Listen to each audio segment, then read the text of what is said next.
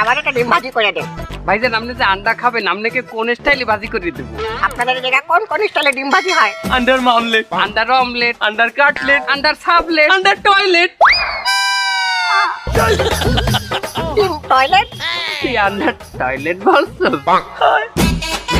পানি মারছো মাউয়া। ভাইজান এটা নতুন স্টাইলে আসছে, আন্ডার টয়লেট। বেশি করে মশলা দিলে কোনো ঘেরান আসে না আন্ডার। কি বলছেন তাই? তাহলে আমার একটা ডিম টয়লেট দেন, প্রথম খাবো। উনি টয়লেট খাইবে। এটা দেন। তাকে আন্ডা বানানোর স্টাইল দেখে আমি মুগ্ধ। অনেক ঘিরান আন্ডার টয়লেট। এই চামচ দিয়ে আমি খাবো না, আর কি খাবো?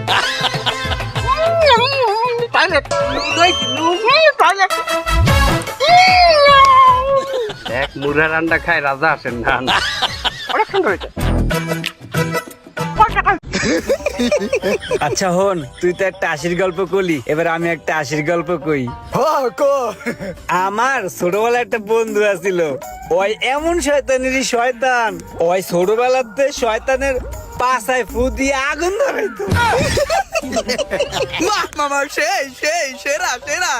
তারপর আমি ছোটবেলাতে যত আকাম সাকাম করছি আর ভবিষ্যতে যত আকাম সাকাম করবো সব ওর অবদান, ওই সব আমার ই গাইছে, যত বাট পারি চিটারি 2 নম্বরই কাম খাইছে।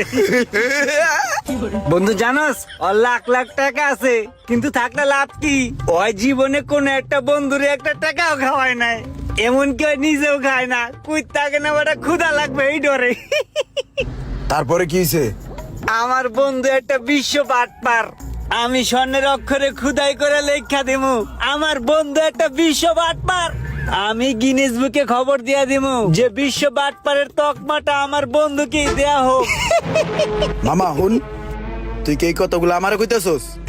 আরে না, তুই তো একটা ভালো মানুষ, তোরে আমি এগুলা কমু কে?